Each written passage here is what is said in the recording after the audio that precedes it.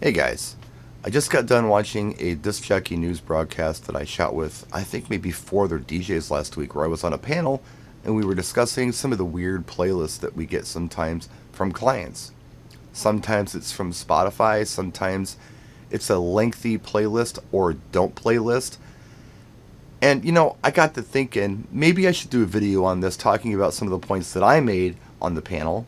If you would like to see more, have a look at the video, link in the description. But yeah, with these playlists and don't playlists, I think sometimes we take them at face value. We look at them and say, this is just what it is, this is what I have to deal with. But most of the time, there's a conversation that can be had about these lists where you can change the outcome of the event and make it more successful. Not only from your point of view, but from the client's point of view and for the guests. One that I like to have a conversation about is the strange list with the strange requests on them that you don't feel like would work well for a mixed crowd.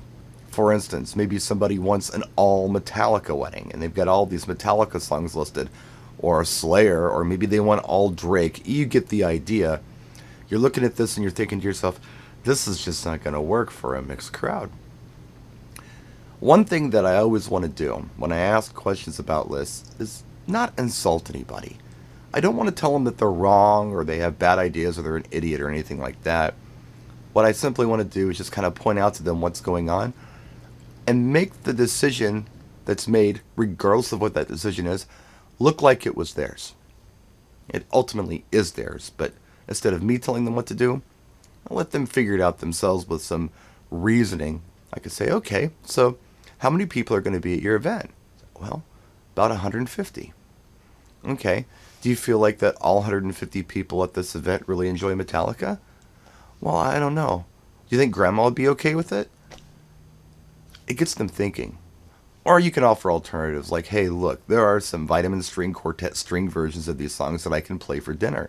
They may think that's a great idea. They may think that's a lame idea. But you have to ask, especially if you see red flags that maybe would sabotage an otherwise successful event. When it comes to those really long playlists, you didn't solicit it. They just gave it to you. They just made an Excel document and handed it to you. Sometimes we look at these and think we have to play every song on them.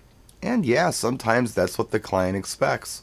Maybe you're doing a 4-hour event and they've given you 8.5 hours worth of music. Well, obviously, you can't play all of these songs for them unless you cut them all in half.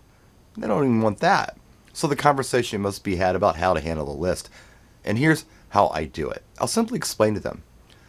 We only have 4 hours, and this looks like about 8 hours worth of music. So, could you do me a favor?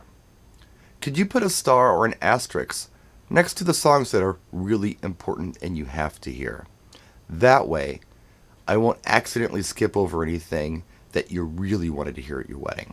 And that usually makes them think, yeah, let's pick out the 6 to a dozen songs that are really important to us and put a star next to them.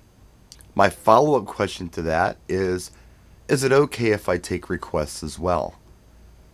And most of the time, they say, well, of course. And then they'll explain, well, these are just ideas of songs that we like. Cool.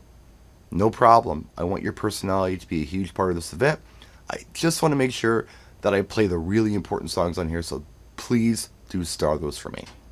Now let's talk about the don't play list, because that's usually a pain in the butt. It could be 2 or 3 songs. It could be the entire Mobile Beat Top 200. You don't know.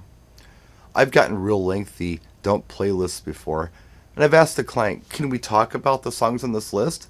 We just thought we'd list some songs that we'd rather not hear. We hear them at every event. Okay. Is there anything on this list that is going to bring up a bad memory, like maybe a first marriage or something like that? And if the answer is yes, find out what that song is. If it's Aerosmith, Don't Want to Miss a Thing, don't play that song at their wedding. Make sure that you make a note of that. Now, the follow-up question to the don't play list is, what if somebody requests something that's on the list? I swear, most of the time when I ask this question, the reply I get is, oh yeah, if somebody asks for something on the list, go ahead and play it. Yeah, these are not always as cut and dry as we think they are. Now, sometimes they are exactly what you see. But Not always. Usually, they're not. So I think it's important to discuss these lists with your client instead of just taking them for face value. So anyway, that's my video today. If you want to see the panel video that I'm talking about on Disc Jockey News, again, link in the description. I really do appreciate your likes, your comments, your subscriptions, and I appreciate you. So thanks for watching. We'll see you soon. Practice and enjoy.